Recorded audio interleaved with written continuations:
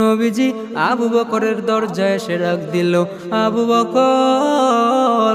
বলার সাথে সাথে দরজাটা খুলে গেল। নবী ডাক দিয়া বলে, আবু বকর আপনি কি ঘুমান নাই?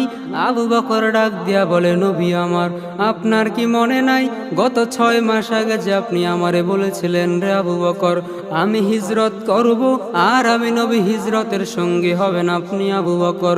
আল্লাহর কসম করিয়া বলি, আল্লাহর কসম,